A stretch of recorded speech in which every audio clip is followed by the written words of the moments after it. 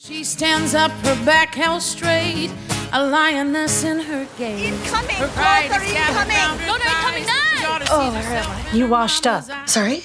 Welcome to the island of discarded women, my friend. I used to be somebody. Are you that woman on the radio? Your island job is peladora de papas. Sorry, what? Potato peeler, 87% match for your skills. Okay, that's not... Anyway, what is the second best match then? Host of the Island Podcast. Are you kidding me? No, see, that's me. That's perfect for me.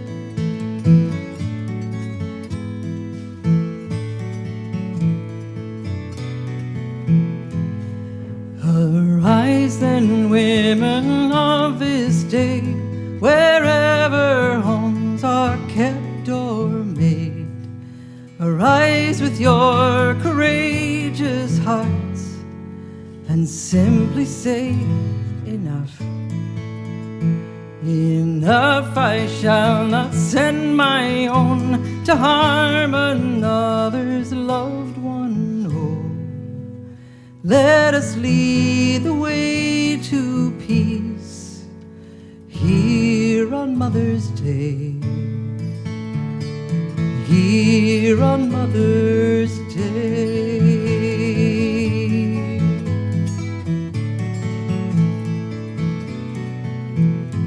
Of Eden you've created hell, our sons and daughters now as well. For land, for God, a sacrifice. We've learned this is not so. Not so, my sisters, gather here, for we've been washed in God's own tears. Let us lead the way to peace here on Mother's Day. Here on Mother's Day.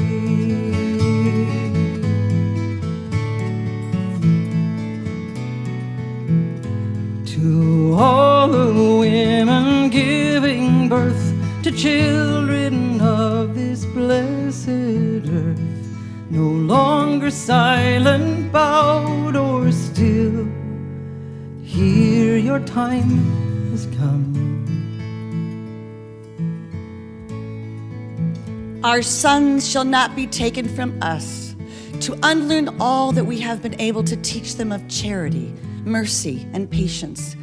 We women of one country will be too tender of those of another country to allow our sons to be trained to injure theirs. In the name of womanhood and of humanity, I earnestly ask that a General Congress of women without limit of nationality may be appointed and held at some place deemed most convenient and at the earliest period consistent with its objects, to promote the alliance of the different nationalities, the amicable settlement of international questions, the great and general interests of peace. From the original Mother's Day Proclamation by Julia Ward Howe. Arise then, women of this day, with lamps of love to light the way. Let us lead the way to peace here on Mother's Day. Here on Mother's Day. Here on Mother's Day. Here on Mother's Day.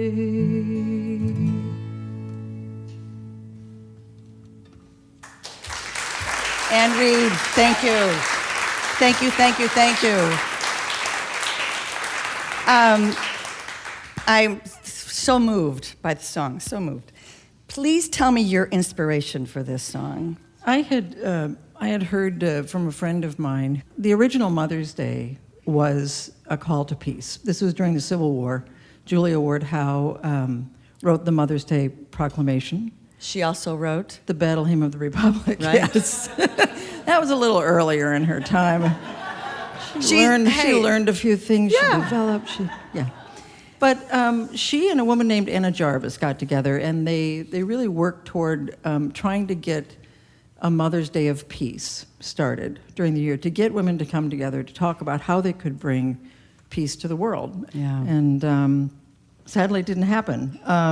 They passed on. Anna Jarvis's daughter took up the mantle, and they did get a national holiday, but it didn't turn into exactly what they wanted. Yeah, exactly. You wrote this song in 2016. I did. The same year that your mother died. Right. Yeah, my mom died later that year in October. Yeah. And she was just shy of 99. She was. Yeah. She was 6 weeks short of 99. Man, I give it to her. It's like, yeah. Oh, totally. Let's give her 100. Yeah, let's give her 100. You know? So I think it's so beautiful, this idea of a Mother's Day of peace. And I think Mother's Day, I mean, yes, it's turned to, flowers and brunch and that kind of thing, but there's still that sense of honoring and celebrating. Right. And And it's not too late. it's not too late. Let's start our Mother's Day of peace. Thank you, Anne. Anne will be back to sing another really cool, groovy song. So thank you, Anne. Thank you.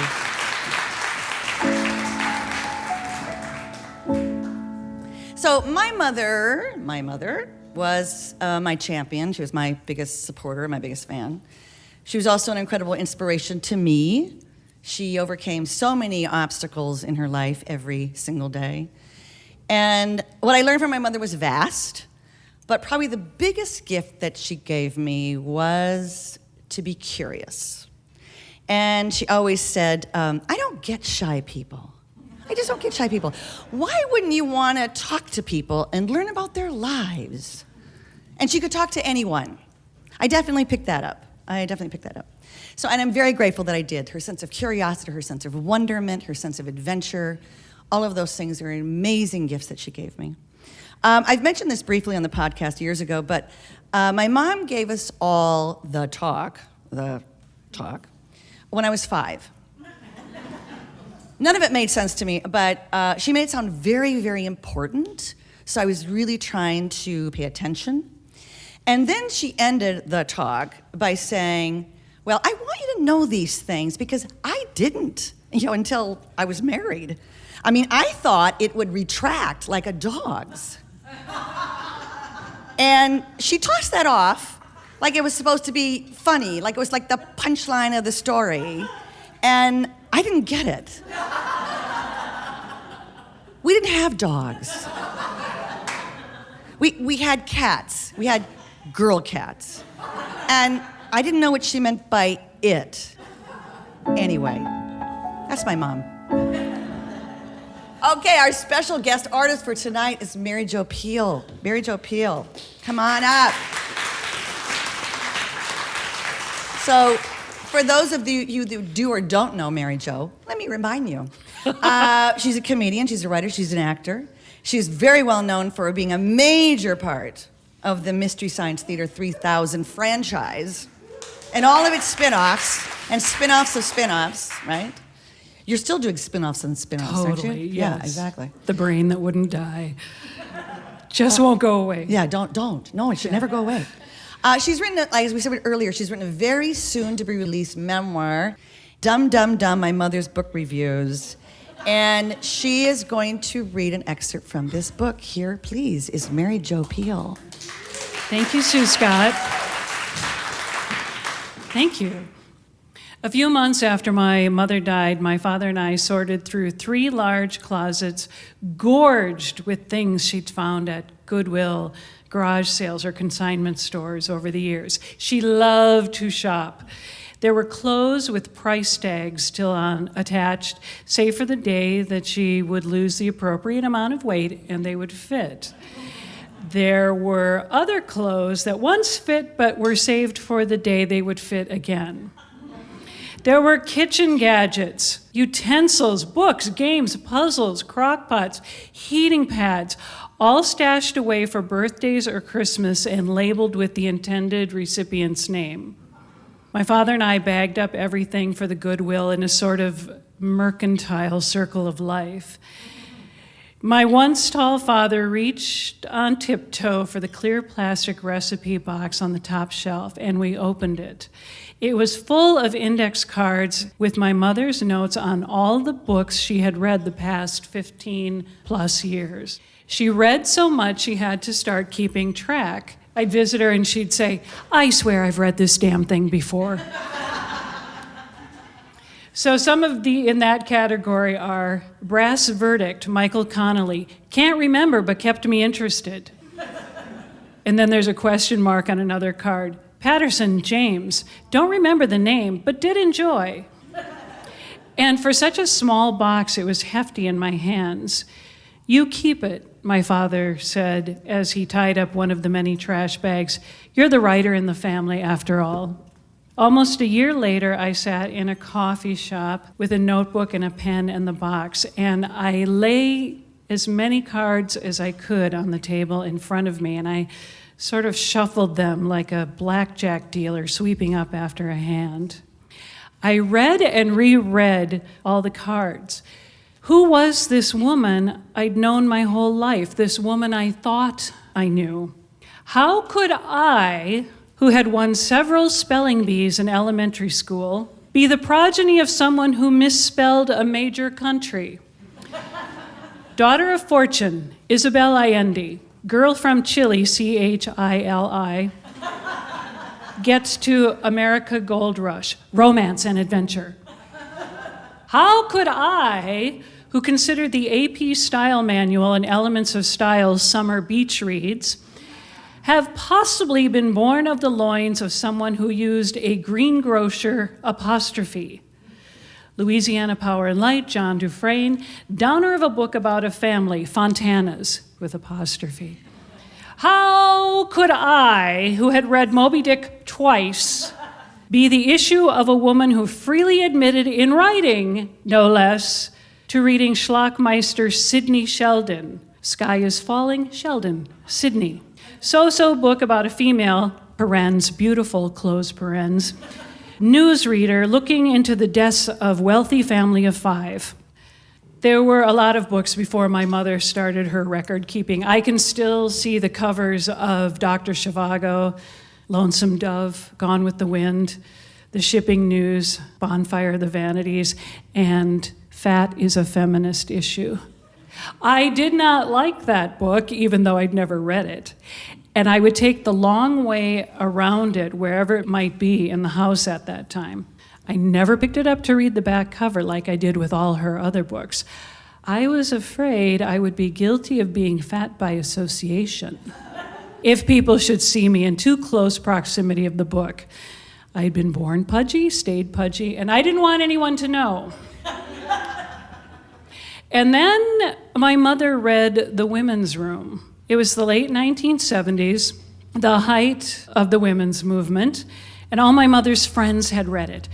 Marilyn French's feminist novel tells the story of some women who married in the 1950s to the domestic bliss promised them, only for their husbands to leave them for younger models.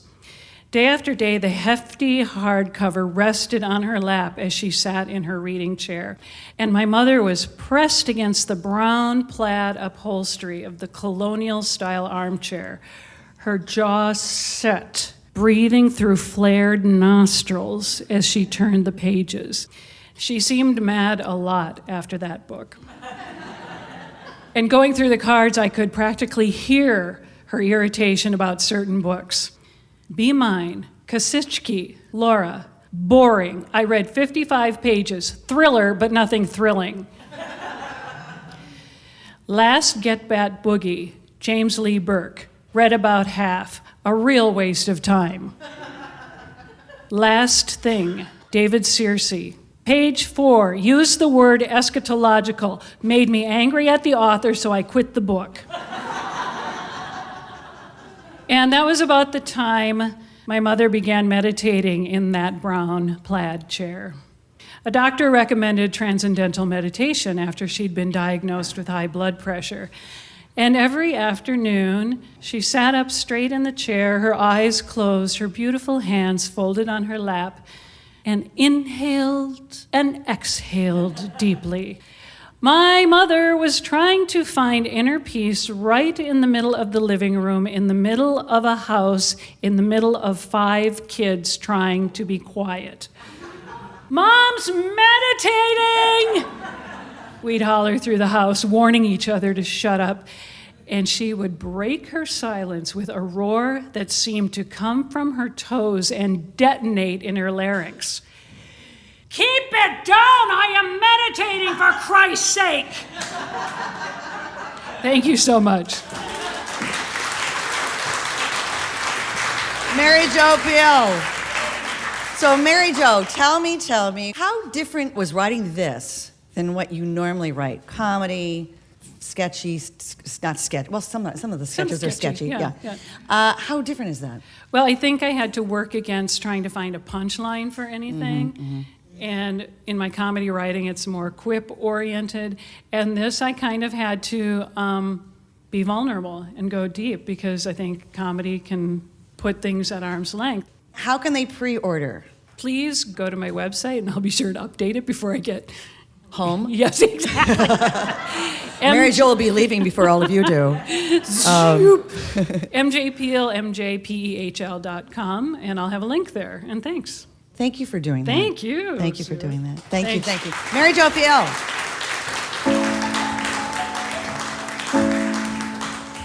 So I want to honor all the nurturers today, like teachers.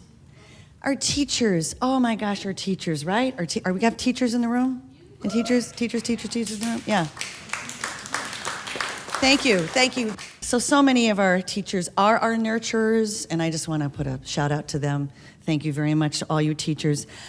I had a 3rd grade teacher who absolutely changed the course of my life. However, I was not aware of that until I got older. So I was never able to appreciate that to her face or to thank her for it. When I started grade school, I was very social, and gregarious. And halfway through my 1st grade, a lot of this was stories that I heard from my parents. My enthusiasm for school lessened. And they weren't quite sure what had happened. The only thing they could think of was that the 1st grade teacher I started with left midway through the year to have a baby. And the new teacher came in and we didn't click. Or as my mother said, "I think she scared you." So learning process slowed down. I was just going to school to have fun, so I wasn't aware of all this. By the time I got to 2nd grade, I was put at the back of the class because I was not keeping up with the rest of the students. Okay, whoever thought that was a good idea, ever? I couldn't see the blackboard. I couldn't hear the teacher. Everybody else at the back of the class would goof off and make noises and all this kind of stuff. And then all of us in the back of the class, me included, we would all get, marched out to the hallway and we would be yelled at by the teacher. I never knew why, what had I done wrong. I hated being back there. By the time I got to 3rd grade, I was behind 2 grades in reading level. And my parents were told, "She's a slow learner. It's just, you're gonna have to accept it. She's very social, she'll do fine, but she's just a slow learner." That was the label I was given. Then I entered Mrs. Santee's 3rd grade class. And she'd had my older sister 4 years before. And she wasn't buying the label. She wasn't buying the slow learner thing. She really felt that I could be nudged. And in that class, we were introduced to the SRA reading series. Do you remember the SRA reading series, those of you who are maybe a little older? The box with the color cards. And you read the thing, and then you got to go to the next color, and then you got to go, and you got to go, and it was all about, at least for me, it was like a big game. It was so fun. And it wasn't about competition. You were sort of competing with yourself. It was all about sort of, I need to achieve so I can get to red, and then green, and then blue, and then silver, and then gold, right? And it was like, yes. I made up 2 grades in the 3rd grade. And by the time I started the 4th grade, I was in the top reading group. And sitting in the front of the class. Wrong, people, still wrong. But I enjoyed it because I didn't have to be back in the back with all those people that made weird noises. I know sometimes labels are appropriate to instigate change or to correct a problem, but I'm so honored that Mrs. Santee decided that this overly chatty little girl could be pushed. Thank you.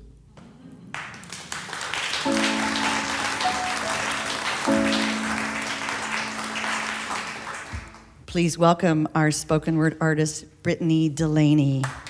Brittany.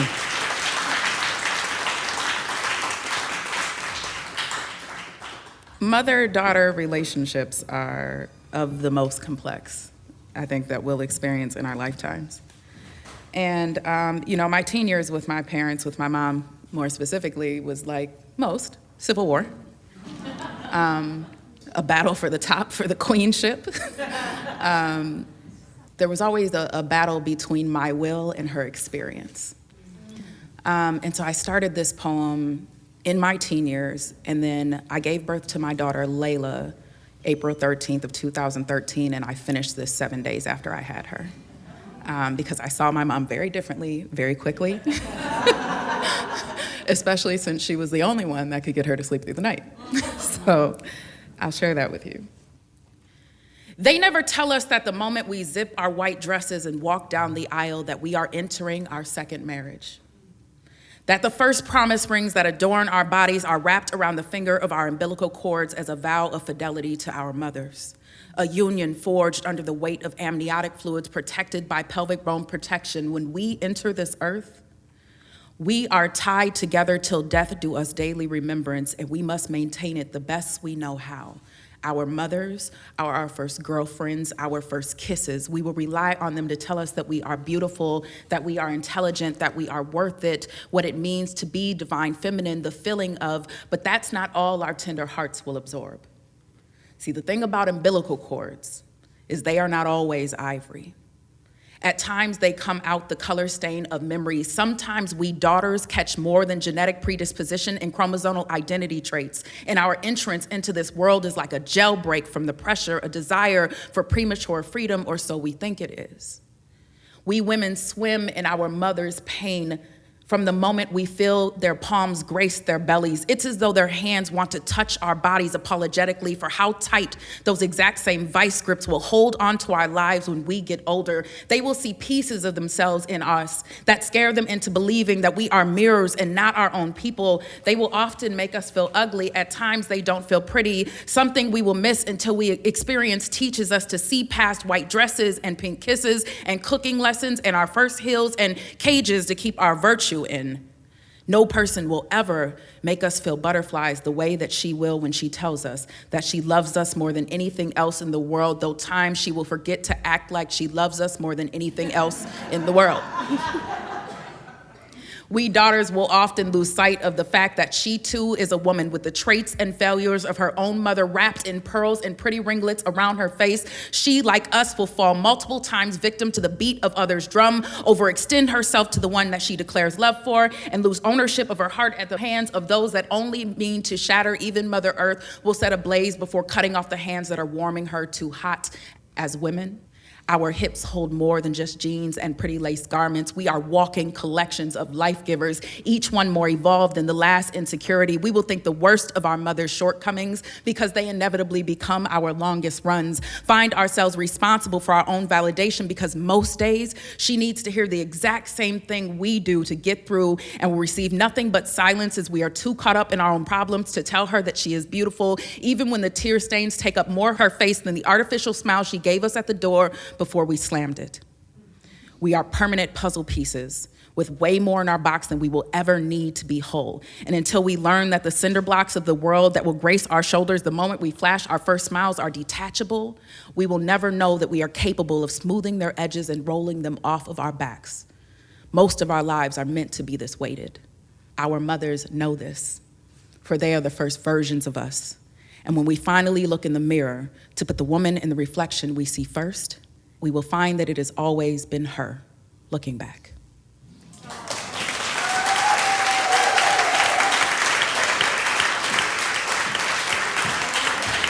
Thank you, Brittany Delaney. Thank you so much, Brittany.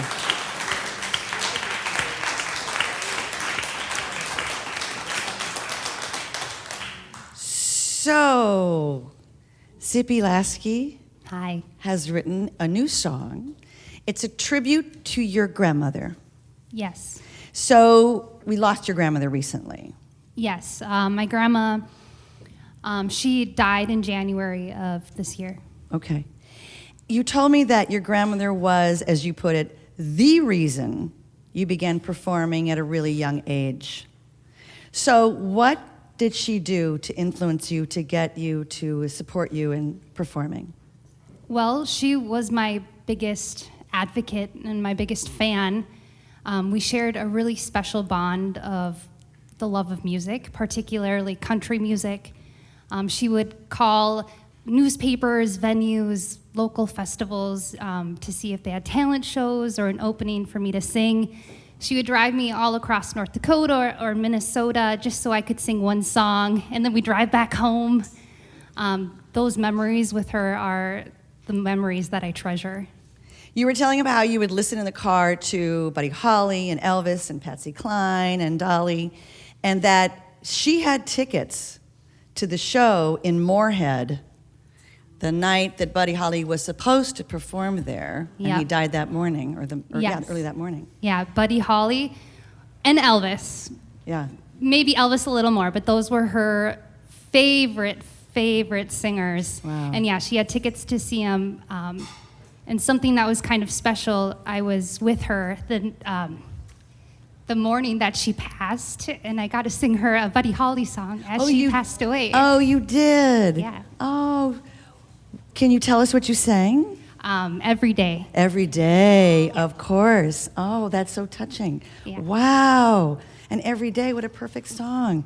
Yeah. Oh, I love that. She always made me feel extremely heard, seen, special, and she did that for all of her grandkids. I mean, she was at everything, our games, our shows, confirmations, it did not matter. She was there. Wow. I have written her a song, and it's about those little moments, the seeds that I will keep with me and hopefully pass on to my daughters, their daughters, about just being that unrelenting support system, knowing that my mom is gonna show up, my grandma's gonna show up. They're gonna provide me with resources, encouragement, and ultimately love me unconditionally. And here singing this beautiful song is Zippy Laske.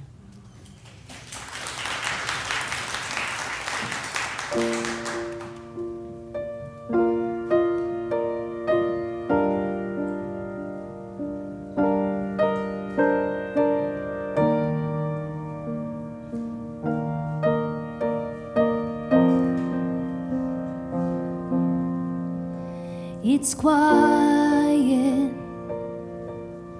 quiet as snow falling. No, it hasn't quite sank in that you're gone. I'm reminiscing, I'm mainly just missing you. Photographs just don't do, not even a song.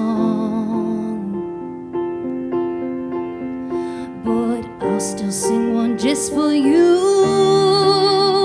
'cause I know that you would want me to keep going on and to be strong. You'd say, honey, don't be sad too long. So I will carry all of the seeds you sown in me. Yes, I'll carry all of the seeds you sown in me.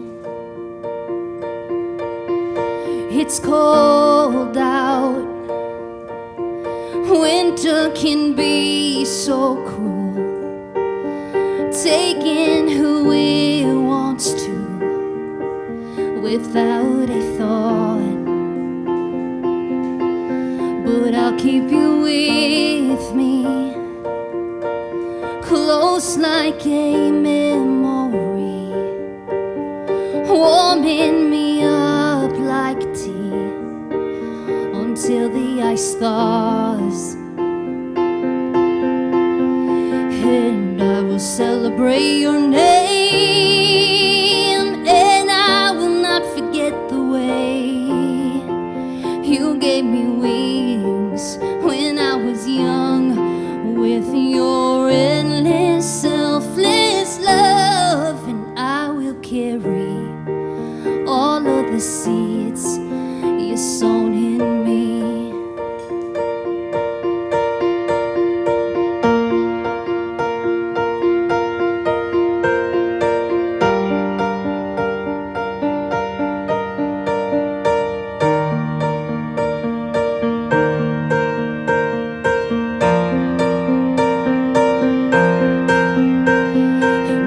Celebrate your name, and I will not forget the way you gave me wings when I was young. With your endless, selfless love, and I will carry all of the seeds you sown in me. Yes, I'll carry all of the seeds you sown in me.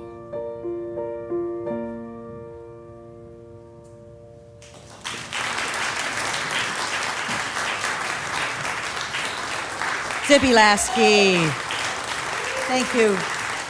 Beautiful, just beautiful. There's all these images swirling around in my head and my heart and my soul these last few days, few weeks, few months. I can see mothers holding children, looking out a window of a dusty bus as they're being evacuated in the Ukraine from a city that has been destroyed completely, and they're waving.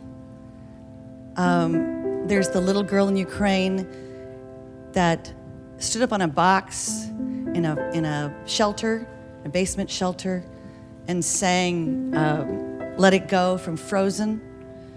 2 weeks later, she's on stage outside in a huge arena singing the Ukrainian national anthem a cappella and killing it. I'm seeing parents on television being interviewed about what they're going to do now that they don't feel their child is safe in the state that they live, and they need to leave, but they don't know where to go.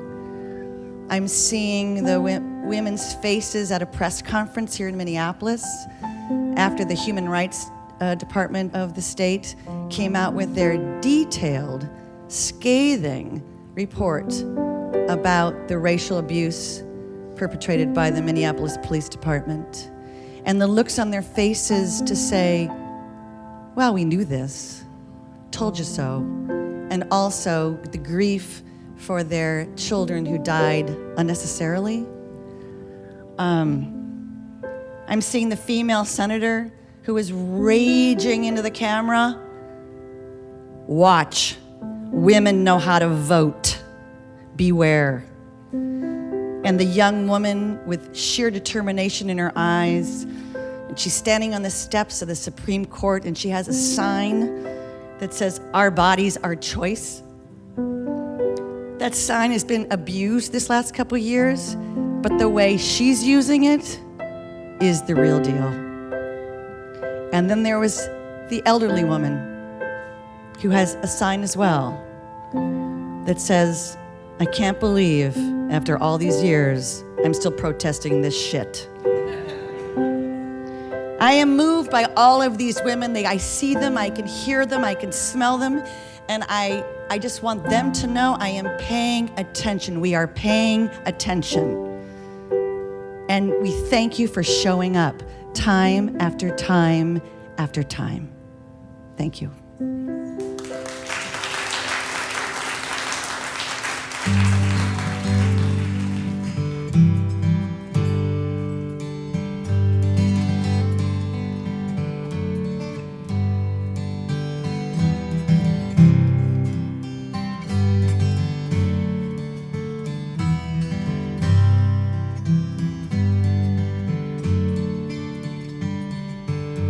What can I learn from you?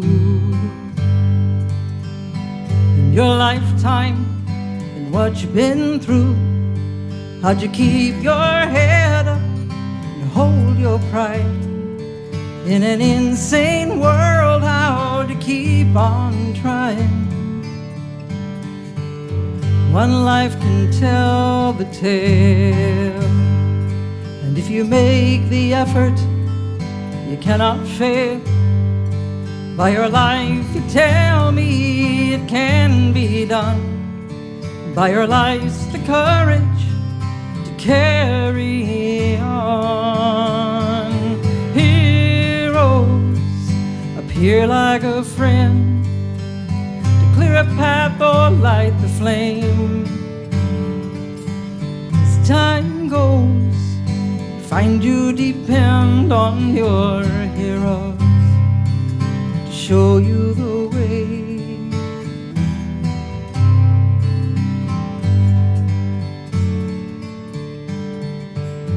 What can I learn from you? That I must do the thing I think I cannot do. That you do what's right by your heart and soul. It's the imperfections make us whole. One life can tell the tale, and if you make the effort, you cannot fail. By your life, you tell me it can be done. By your life's the courage to carry on. Heroes appear like a friend to clear a path or light the flame. As time goes, you find you depend on your heroes to show you the way. Heroes.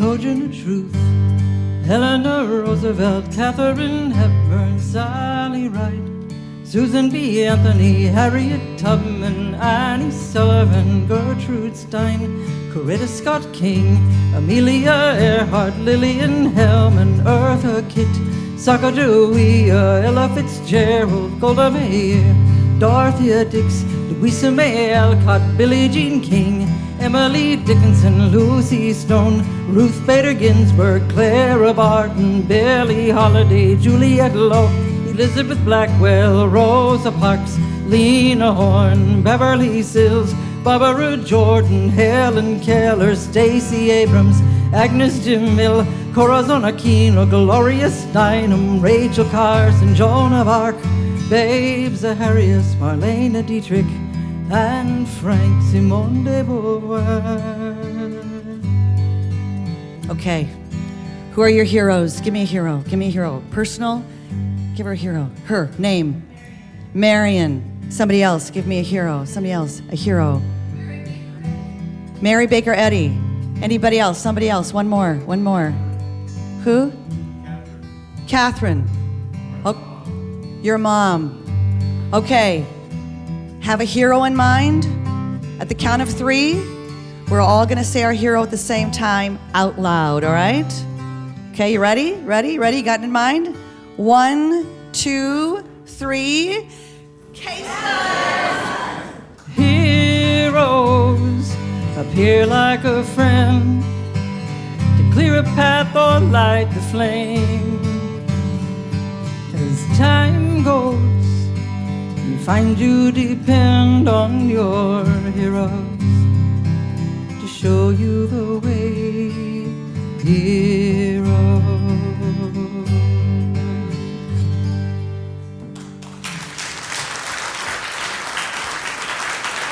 And read, everybody. And read. Thank you so much.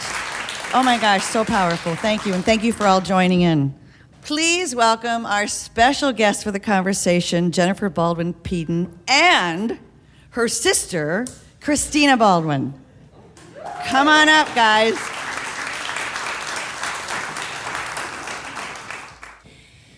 Let's take a turn about the room. Let's roam beyond these walls. Let's follow the tracks over the hill. I hear the whistle call. Let's dance the birthday special. The birthday of my twins. So come on along to Texas tonight. I'll take you for a spin.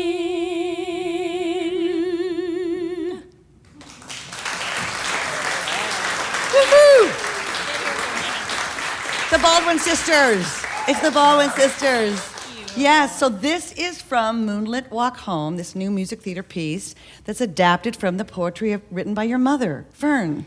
I know. I know, and you're yeah. performing that show right now. Right now for the entire month of May with Nautilus Music Theater. Yes, and you did a show today. We did. Yes. Doubleheader today. I know. Can you stand it? And they're still here. Celebrating moms. Yeah. Yes. Now, this piece is described as an operatic meditation for the theater, adapting Fern's writing into moments that sing, giving voice to a spirit that describes, remembers, celebrates, laments, and forecasts a life of quiet substance. Tell me, what was the impetus for pulling this all together? Well, I think that the written word and poetry was just such a big part of our lives, and especially with our mother. She reads more than anyone I know, and always just has loved that. And throughout life, we would always find the room scattered with just little quotes or poems and verses, things she would think, and even on back of recipe cards. So this was something that's always been a part of us. Yeah, and she had written herself for a while, but when she turned 72, the kids were gone by then. She had 8 of them, so it took a while for the kids to leave. And thanks a lot on the last one. So And some of them maybe didn't want to leave because it's sort of like, yeah, but she took a creative writing class and it just opened up a whole new world for her again, finding her voice at 72. Yeah. And she's been prolific, and she's still with us at 87, cranking out poems and thoughts and inspirations. And Ben here at Nautilus, along with the two of us, we saw the value in her work, and so we have these snippets and amazing little perspectives into nature and family relationships and spirituality that only our mom had. It's a singular view, and we all have this one perspective, and it's beautiful to examine it. Yeah, wow. Okay, thank you, Christina, for joining us for the sneak peek.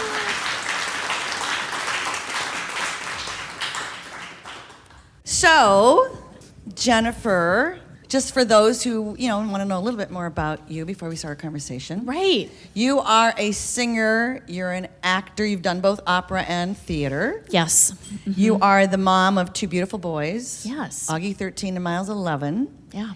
And Miles is a kid born with Down syndrome. Yes. Which has led you to become a tireless advocate for the Down syndrome community.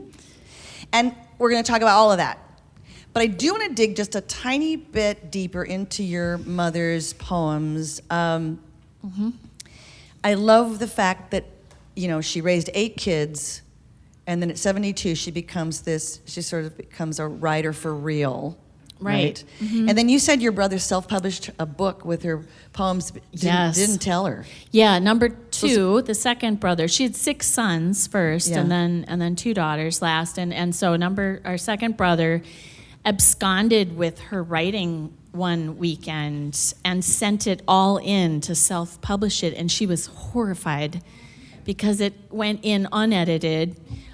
He put all the recipes in as well. So, Dan's Target broccoli salad was in there with, in my kitchen, the poem. So, it took her a while to kind of come to grips with good enough, which I think all moms know how to deal with, is this concept of, well, that was nice. Yeah. Good enough. That's good enough, And so and then she was very appreciative because he gave us a gift by opening up this world that she had created that I don't know if she would have shared so much on her own, because she was a very modest person and she tended to lift us up more than herself. Well, so were you aware that all these poems existed? Well, yeah. And I mean, poor mothers, they all get treated by their children. Brittany, so meaningful, her words. Because, you really don't value how much your mother has to say. No, you don't. We don't. We're too young. Until and we it's don't too figure late, it out. and then right. you finally figured it out yourself that maybe they had a life, and they have a life. So, it was important to us, and he really did us a favor by illuminating that for us. Yeah. When we were talking earlier, you said something about, it's like Thoreau was a woman with 8 kids and driving a van. Yeah, with leather bell bottoms. Oh, I didn't say that. Oh, leather bell bottoms. You gotta add the fashion too. Okay. Yeah. And you also mentioned dreams deferred, as far as describing your mother finding her voice at 72. Yeah, I don't know. Yeah, and I think I'm feeling a little bit of that journey as well. I don't know so much now if it's deferring a dream or adapting a dream. Yeah. That I think moms get really good at adapting. And can I just say that all of these performances have nearly made me cry, every single one. And I'm doing my darn best right now to suck it in. And it's really, we arrive at a very vulnerable place when we talk about our beginnings, and that's what our mothers are, right? Yeah, right, exactly. Exactly. So you also started writing recently. Yeah, I did. Yeah. I always liked to write, mostly fun little variety shows for my sister and I to perform for, various concerts, and they always had a punchline, yes. And then about, I think it was last year, so 2021, I had just been imagining all these thoughts I had for mini essays and little, dare I say the word blog, that smacks You can of say blog. whatever. You can say blog. Yeah. But, many things I thought when I'm driving the car, I told you brushing my teeth is like my creative time in front of the mirror, brushing my teeth. I have all these thoughts. And it mostly came from this journey I've had as a mom of 2 amazing boys, and my 11-year-old has Down syndrome. And the things I learn every day, it's like I'm a scholar and a scientist learning new things about people and viewpoints I've never considered before. And the thing I hear most from my friends when I tell them all these new discoveries, they say, oh, I wish I knew that. I wish I had known that. I would have been kinder, or I would have understood you better. And so brushing my teeth, I'm thinking, well, it's March 1st, and March 21st is World Down Syndrome Day, where they celebrate people who have 3 copies of the 21st chromosome and the rights that should always be afforded to them to be full citizens and fully appreciated by the world. I thought, I'm going to climb up on this soapbox and write some of these ideas for 21 days, and I'm going to make it like an exercise. And I'm going to deliver these bites of broccoli to everybody to have to eat. Eat it. It's a vegetable. It's good for you. And that didn't happen at all. Nobody thought it was a vegetable at all. Yeah. I happen to like broccoli. But no, even the snippets that I would publish about technical things, sleep apnea, or speech delays, low muscle tone, people ate it up like it was this unseen, hidden, invisible world. and I was having an opportunity to reveal. And there I am crying again. It's all good. Yeah, It's all good. It's there. It's So totally- 21 days. And you know, Sue, I would do it in my kitchen on my phone. I would just like tickety tickety tick with my thumbs. And then I would publish it and always go backwards and edit it after I had published it. Because I knew if I stood there editing it, I would edit it for 2 days, right? So I was like, I'm gonna publish, and then I'd scurry back and edit super fast, you know? And it was a great way to do it. Well, and some of the posts would be some little short thought that you had about something that maybe Miles had just said that day, that maybe you were like, hey, I wonder, or it might be a sort of fuller story, or it was sort of like you were saying, this deep dive into many things that I did not know, I knew nothing about. Some of the things that, how Down syndrome manifests itself physically in people, and I was just, it was fascinating. I learned so much. I learned so much about you. I learned so much about, you know, sort of that world, that community. And you were talking about the sleep apnea. It was March 3rd. Oh, you researched it. This was because you did 2 years. Yes, I've done it for 2 years now. This last March, you did it again for 21 days. And you named each of your posts. And this one on March 3rd was called The Sleep and Sniff. And you describe this nighttime behavior that Miles has. He sits up in bed, he's still asleep, his feet are out, he tilts his head back as if he's sniffing the air, and he'll do that for maybe up to 10 minutes before lying back down. And you describe in complete detail what is going on medically, what is going on that is making that happen and why that happens. And so we learned so much, and you become such an expert. You know, I have yet to meet a parent who is parenting someone with a disability who isn't an expert of some variety.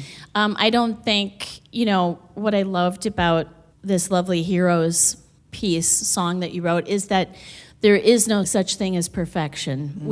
I'm not striving for it. But I have found areas in which I'm willing to dive in and learn, and then I'm not learning in every arena.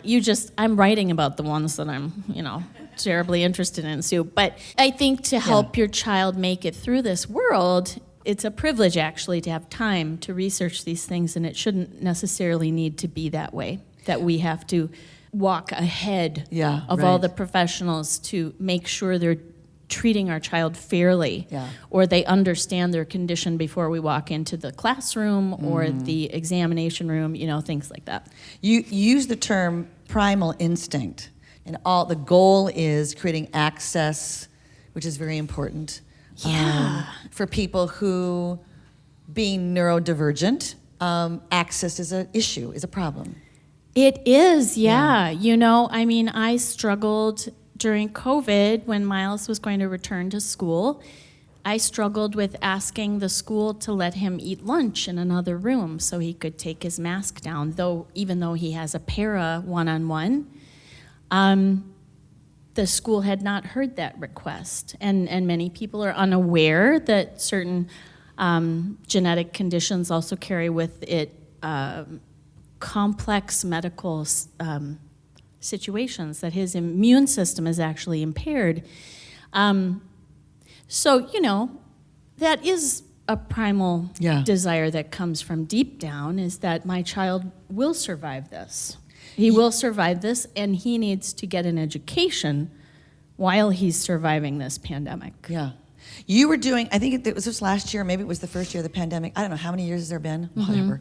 Anyway, you wanted people to sign a petition to try to get Down syndrome kids and people into sort of that level of, yes, they should be vaccinated. They should be seen as vulnerable population to be sort of front in line, to be vaccinated, because they were being left behind. I mean, I think the general public doesn't know that there are 75-year-old parents who were willing to step aside and give their vaccine to their 40-year-old child with Down syndrome, because that child had 10 times the risk they did from developing a negative effect from COVID. Well, I think, and I mean, I found it really educational, because I guess I wasn't thinking of all that can sort of sift down to the body. Yeah. I mean, we can have whole systems involved. We can, I'm learning too. I have dear friends who have a child with Williams syndrome, and that's an even more infrequent, more rare condition. And I'm still learning ways that they have medical complexities as well. It's like just, encouraging people through my writing to go beyond what they see on the surface, because we're usually seeing things that only scratch the surface. And that whole sleep and sniff thing, when I was talking about him sleeping a certain way, I published that because I just want people to understand that when you meet somebody who might not be able to sit through a class for 50 minutes, or if they don't have patience to wait in line for the lemonade because it's, a little bit longer and they can see the lemonade coming. There are so many factors involved. That extra chromosome might be part of it. That extra chromosome may have impacted how they slept the night before. And it all goes back to one of my heroes who has taught me so much about parenting, is a man named Ross Greene. It's actually my great-grandfather's name, but the last name's spelled differently, Greene. He's a psychologist who has done so much for children, especially children who have challenging behaviors, because he says children do well if they can. Right?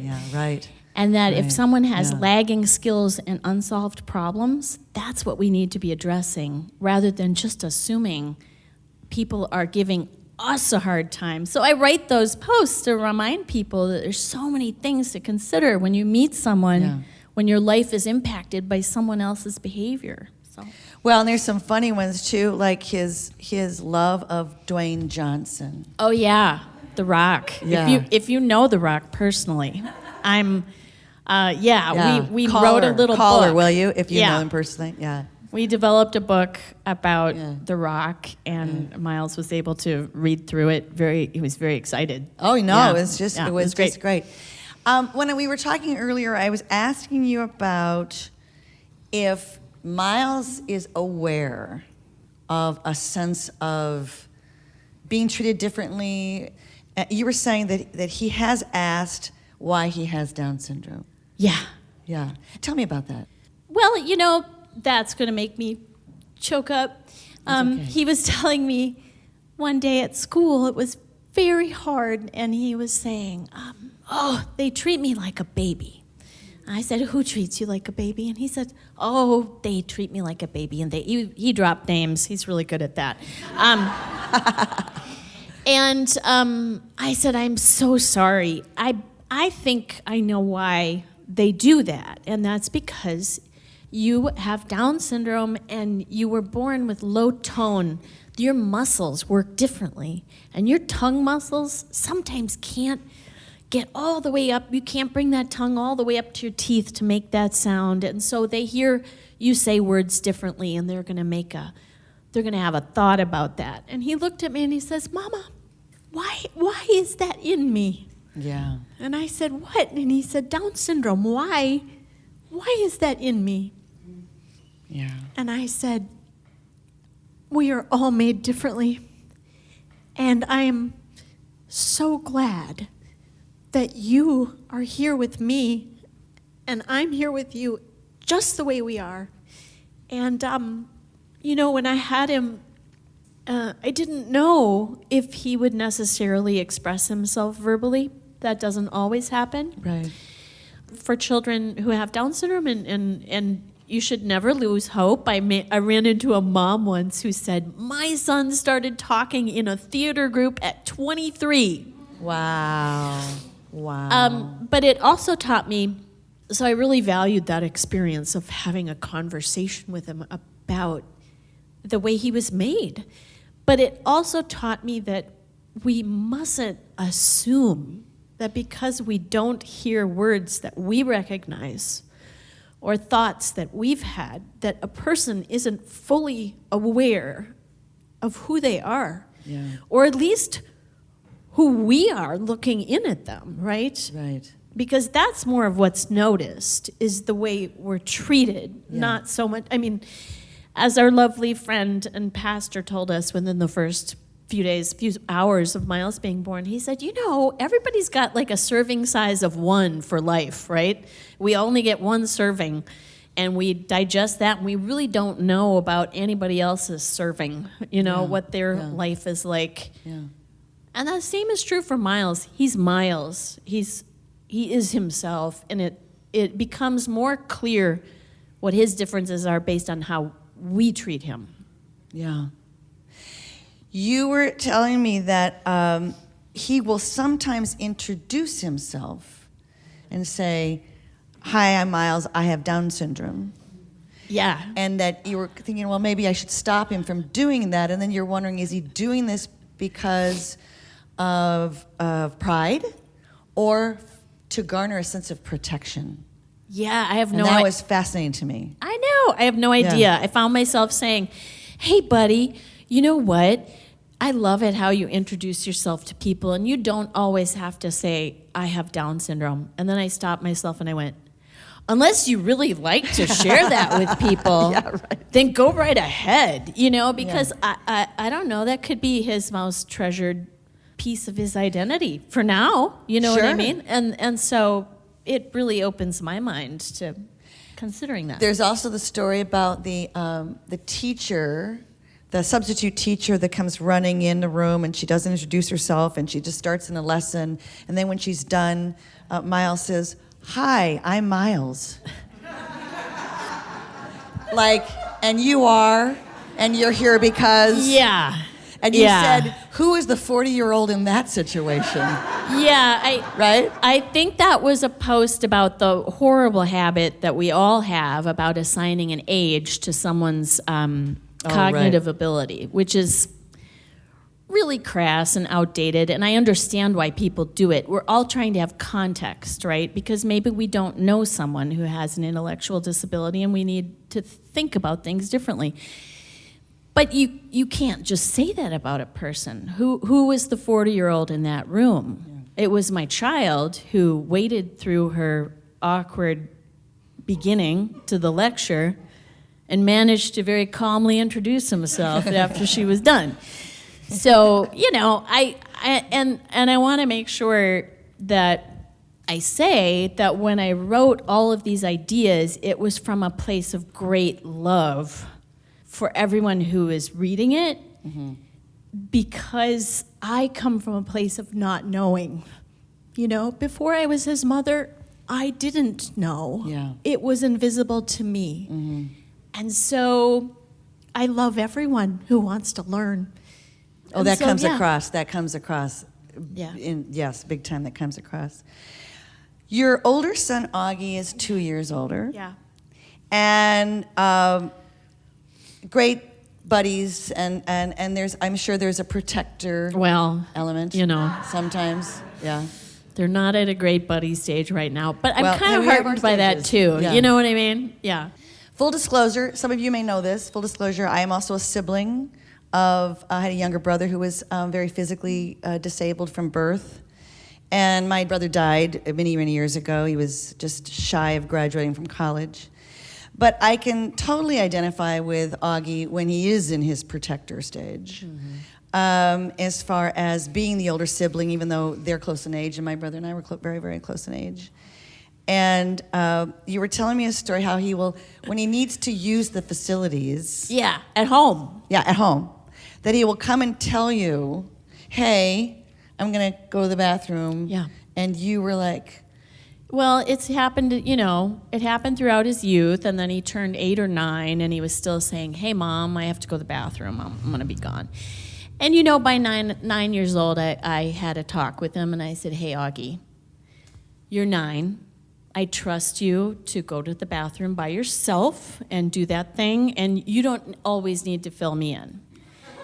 And he said, oh, yeah, but I'm letting you know so that you know that you're watching Miles. Yeah. Yeah, he was tagging me in. Yeah. And I hadn't taught him how to do that. And he knew I needed backup. And who was the 40-year-old in that room? Right? Yeah. Yeah, and I said, wow, okay, thanks a lot. And then, he continued to tell me when he needed to go to the bathroom, because apparently I need backup. Well, and I don't want to digress too much, but I remember when it's a team effort. You talked about the tagging, and it's a team effort. I remember growing up in the church, and the Sunday school classes were upstairs. And after church, the kids would all run around, and we'd all being silly while their parents were having the coffee and the tea or whatever they were having. And when I was still very young, I can remember my mother saying, "Please take him with you. Don't leave him behind." So my brother was in a wheelchair, and he couldn't, go up and downstairs by himself. There would be times when I'd be like, "Oh yeah, right." So I would take him step by step by step. A lot of the adults in the church would come up and they'd say, "Oh, let me, I'll take him for you." And my brother always said no. He'd rather the 8-year-old sister take the 7-year-old brother down the stairs step by step, because he trusted me and he didn't know them. Right. So that he would say, "I'm fine, thank you." And I'm thinking, I could have used the help, sure. But we knew this. I mean, dealing with wheelchairs, and my mother was in a wheelchair most of my life as well, and so we had this wheelchair thing down. Yeah. But there was that thing of, no, really, thank you for offering to help, but I got this. And when we were in high school, the only time we were in school together, I was telling you earlier, he was always in special schools until we were in high school, and they realized, oh, all he needs is a key to the elevator. He could be in a regular school. He was going through all these special schools. You just give him a key to the elevator and he's good. Okay. And people would see him pushing himself to class, and they go, "Oh, your poor brother, aren't you going to help him go to class?" I go, "He does not want my help." Yeah. If it does not involve stairs, he doesn't want me anywhere near him. I know. Because yeah. that independence, there was independence. Yeah, that's a Yes. human thing. Right. We all want to do what we can do. Please don't do it for us if And we that can do it. Yeah. that assumption, oh, you must need help. As a friend of mine has told me, and her son is in a wheelchair, it's a very vulnerable place to be when you need the whole world to do their best for you. Yeah. And your family, because we don't need some help, but we do sometimes. And then we need everyone else to bring their best game. Yeah. And that is a vulnerable place to be. And it's one of the most spectacular lessons I've ever had of my whole life. Yeah. So grateful for learning what that feels like, and for finding myself in a place where I need people. You mentioned your pastor earlier and the single site serving, and this is his life, and you had talked about how you were worried at some point that you weren't doing the right thing, or that you hadn't sort of gotten it together yet. And how does that feel now? Well, I'm a recovering perfectionist, right? Trying to step away from that. I'm also trying to lay my shame down. It doesn't, thank you! Doesn't really do you any good. Even though, at 12:30 at night, it seems like it's your companion lying there next to you in your bed, but it just keeps you awake. So it's not the best bedfellow, and I'm really trying to move on. And for that to happen, I need a lot of friends. Yeah. And I think my posts was a way of making more friends in the world for me and for my son. And I think it's working, Yeah. I think it works to help people learn how to be a better friend. So that's kind of why I did what I did, because I have faith in everybody that they can be our friends, and I can maybe be theirs back, and they can share with me some really hidden, invisible things in their life that I don't know about. Right. Because I have a lot to learn. You talk about, speaking of learning, you used the word grace. You talked about, now I'm going to get moved. You talked about learning about grace during this whole journey that you're going through, that you're currently going through with both your boys. And I feel personally, and I know I can just feel in this room, we have learned so much grace from you tonight. Thank you very much. Thank you. Thank you. Thank you, Jennifer. Thank you. Thank you all. So much. Thanks for Thank listening. you so much. Thank you so much. And I hope I hope there maybe is a book, or there's more writing, or there is a website. At least She I has have a website now. Brand new Yeah. website calling, and I just turned the page. We are celebrating. WeAreCelebrating.com. WeAreCelebrating.com. Yeah, all our posts are at WeAreCelebrating.com. Thank you very much, Thank you Jennifer all. Baldwin Peden. Thank you. Appreciate it. Thank That's you. our show for tonight, everybody. Thank you so much. Thank you so much. Oh my gosh, thank you for coming. Thank you to Jen Peden again. And Ann Reed. Come on up, Ann. And Mary Jo Pehl. And Brittany Delaney. And Zippy Laske. And thank you, Christina, for joining us for that wonderful excerpt. And I want to thank our engineers, Catherine Horowitz and Richard Graham and Lexi Carlson for the light. And Micah, thank you for sticking around and learning more. And Amanda Shavik takes our pictures. And Suzanne Egley and Carolyn Denton, our volunteers. And the wonderful staff here at this beautiful women's club. All right, we'll be back next month, y'all, right here for another live Island of Discarded Women. I'm Sue Scott. Thank you, everybody. Thank you, thank you, thank you.